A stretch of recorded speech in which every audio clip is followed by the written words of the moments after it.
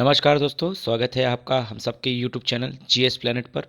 Daily current affairs की series में आज हम लोग 18 और 19 2022 फरवरी के महत्वपूर्ण खबरों को देखेंगे। साथ ही साथ वहां पर जो भी क्वेश्चन बन सकते हैं उनको भी देखेंगे। कल वीडियो अपलोड नहीं हो पाया था, उसका कारण था क्योंकि कल बहुत ज़्यादा क्वेश्चन मुझे नहीं लग रहे थे कि जो एग्ज़ाम में पूछे जा सकते हैं, इसलिए मैंने उनको जो है लीव कर दिया, उनको छोड़ दिया। आज हम पूरे 18 और 19 के जो भी मिला के जो भी बन सकते हैं क्वेश्चन, उसको मैंने एक साथ ही कर दिया है। ठीक है, आज भी बहुत ज़्यादा क्वेश्चन नहीं थे, लेकिन फिर भी जो बन सकते हैं वो मैंने उठा लिए हैं। तो पहला क्वेश्चन है कि हाल ही में किस संस्था ने डार्क थॉन 2022 का आयोजन किया है? Which institution has organised Darkathon 2022? अब आप लोग के पेट में दर्द हुआ होगा कि ये डार्कथॉन क्या है। देखिए, आजकल एक करके टर्म चला है थॉन, जैसे हैकाथन, ठीक है, डार्कथन, ठीक है। तो ये सारी चीज़ें क्या होता है, जब डिजिटली किसी कॉन्फ्रेंस का आयोजन किया जाता है और उस पर लोगों को इनवाइट किया जाता है अपनी बात रखने के लिए बड़े लेवल पर, तो उसे थॉन कह देते हैं, हैकाथॉन, डार्काथॉन। तो इसी तरह का आजकल ये डिजिटल वर्ड है, एक साइबर वर्ड है, ठीक है। तो ये डार्काथॉन 2022 एक आयोजन है, किसके द्वारा आयोजित किया गया है, ये एग्जाम में पूछा जा सकता है। इसका सही आंसर क्या है? एनसीबी मतलब narcotics control board of India, ठीक है। नारकोटिक्स कंट्रोल बोर्ड क्या करता है? भारत के अंदर जितने भी नशे से जुड़े हुए अवैध व्यापार है, इलीगल जो ट्रेड है, इलीगल ट्रैफिकिंग है, उन सबको जो है कंट्रोल करने का एक लॉ इन्फोर्समेंट एजेंसी है, मतलब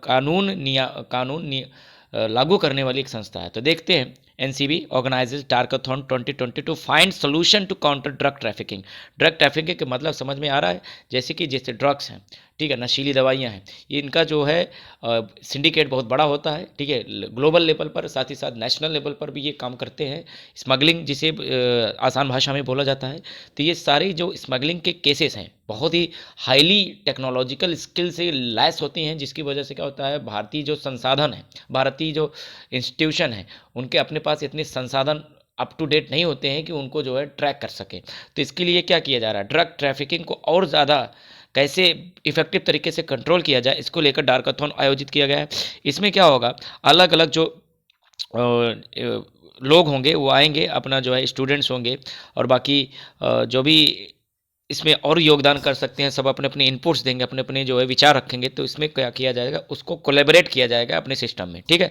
तो इस तरह से पूछा जा सकता है, मुझे बहुत इंपॉर्टेंट तो नहीं लग रहा, लेकिन फिर भी डार्कथॉन 2022 किसके द्वारा आयोजित किया गया है? Narcotics control board. अभी नारकोटिक्स कंट्रोल ब्यूरो होता क्या है? देखिए, एनसीबी का मतलब होता है नारकोटिक्स कंट्रोल बोर्ड। नारकोटिक्स का मतलब ये होता है कि ड्रग को रोकना, ड्रग के अवैध व्यापार को रोकना, ठीक है। तो और जो है इसके कंट्रोल ब्यूरो के महानिदेशक इस समय जनरल सेक्रेटरी कौन है, जो जनरल डायरेक्टर कौन है? सत्य नारायण प्रधान। और नारकोटिक्स कंट्रोल इसका ब्यूरो का वो हेडक्वार्टर कहाँ पे? नई दिल्ली है। इसकी स्थापना कब हुई थी? 1986 में हुई थी। कब हुई थी? 1986 में। उसका उद्देश्य क्या है? भारत के अंदर स्मगलिंग को रोकने का एक जो है इंस्टीट्यूशन है। सेकंड क्वेश्चन देखते हैं कि भारत सरकार द्वारा प्रारंभ की गई नव भारत साक्षरता कार्यक्रम का उद्देश्य क्या है? ये इंपॉर्टेंट क्वेश्चन है, ठीक है। What is the objective of New India literacy programme initiated by government of India? बालिकाओं को शिक्षा को बढ़ावा देना, यानी टू प्रमोट गर्ल एजुकेशन, या to promote adult women education, या सभी वयस्कों को साक्षर बनाना, यानी कंप्लीट एडल्ट, चाहे वो पुरुष हो, महिला या कोई भी अन्य लिंग हो, सभी के साक्षर बनाना, यानी कि लिटरेट करना। ये क्या है? तो सही आंसर इसका क्या है? सी है। सभी वयस्कों को साक्षर बनाने के उद्देश्य से ये स्कीम एक जो है लाई गई है। ये एक इनिशिएटिव है भारत सरकार के द्वारा। आइए देखते हैं न्यूज़, ठीक है। नव भारत साक्षरता कार्यक्रम जो है, ये भारत सरकार के द्वारा शिक्षा मंत्रालय के द्वारा जारी किया गया है, ठीक है। बजट में भी इसको मंजूरी दी गई थी, ठीक है। इसका कुल लागत 1037 करोड़ है, जिसमें कुछ शेयर जो है भारत सरकार देगी, कुछ स्टेट गवर्नमेंट को बेयर करना पड़ेगा, ठीक है। और सेंटर ने अप्रूव कर दिया है। ये बजट में अनाउंस किया गया था। इसके अलावा कैसे हुआ, जो आपको पता होना चाहिए, भारत में नई शिक्षा नीति कब आई है? न्यू एजुकेशन पॉलिसी आई है 2020 में आई है, काफ़ी वर्षों बाद आई है, 34 सालों बाद।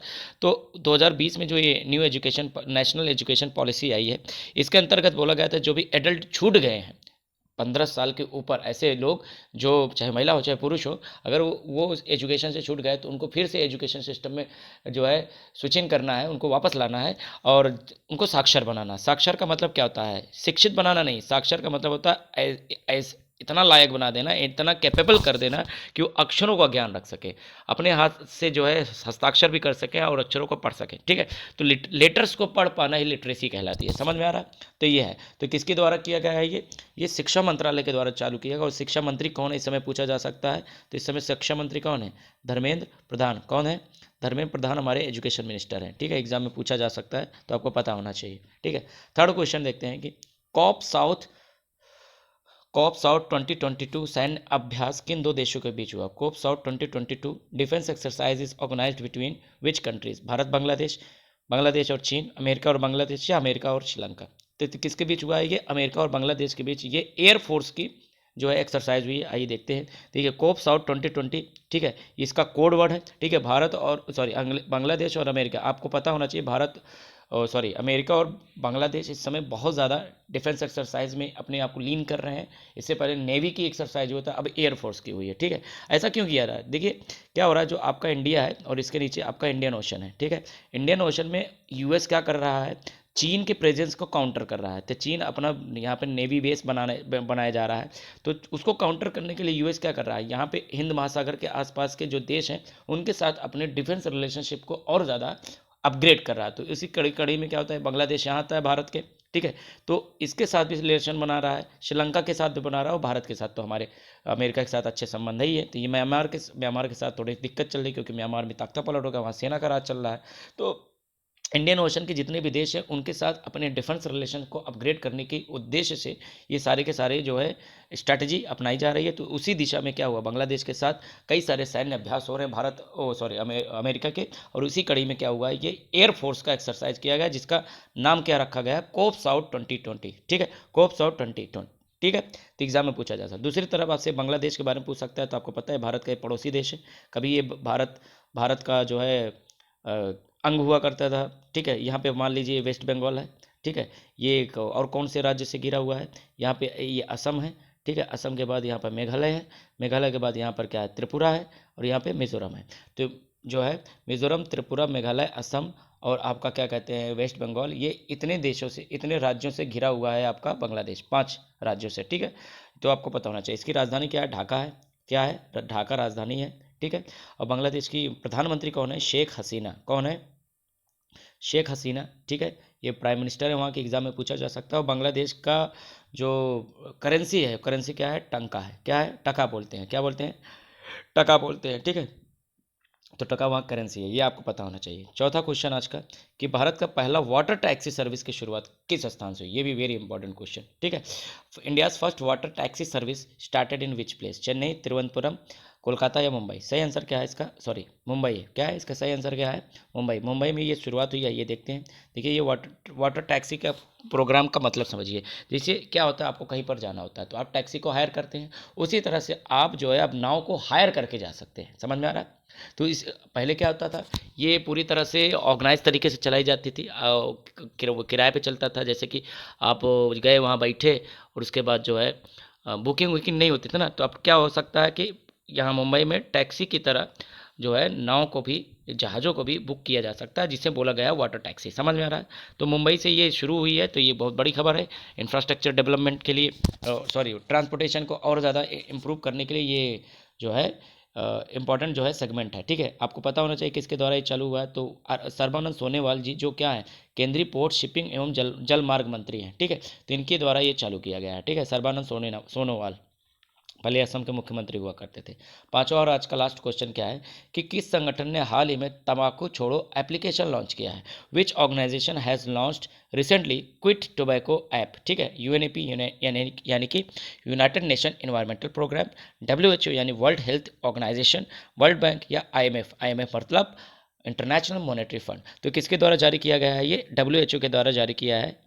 आइए देखते हैं। ठीक है, WHO launches quit tobacco application. ठीक है, क्या है? सीधे सीधे ये एप्लीकेशन की मदद से क्या है, लोगों को सिगरेट की लत के साथ साथ अन्य तंबाकू युक्त पदार्थों को छुड़ाने में मदद करेगा। हमें समझ में नहीं आता ये कैसे मदद करेगा, लेकिन ठीक है, कुछ डब्ल्यूएचओ ने इस तरह का स्कीम लाई है, तो कुछ न कुछ बात करती करेगी ही।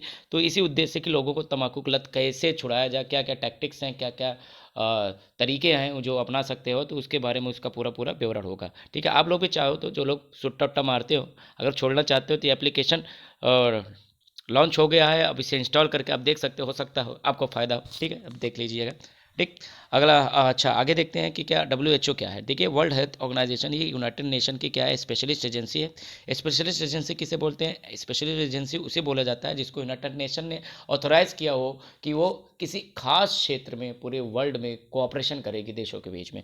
तो हेल्थ सेक्टर को जो है और ज़्यादा कैसे इफेक्टिव, मजबूत, जो है कोलैबोरेटिव बनाया जाए, जिससे पूरी दुनिया में स्वास्थ्य के प्रति जो चिंताएं हैं, जो चुनौतियां हैं, उनको सकारात्मक तरीके से प्रयास करके हल ढूंढा जा सके। अभी आपको पता है कि कोरोना काल में ये पता चल गया है कि हेल्थ जो है पूरी तरह से एक ऐसा मुद्दा है जो पूरी दुनिया से एक एक देश से कनेक्टेड हुआ है। तो अगर कोई एक देश में कोई महामारी आती है तो पूरी दुनिया में फैल सकती है, तो ग्लोबलाइजेशन का दौर है।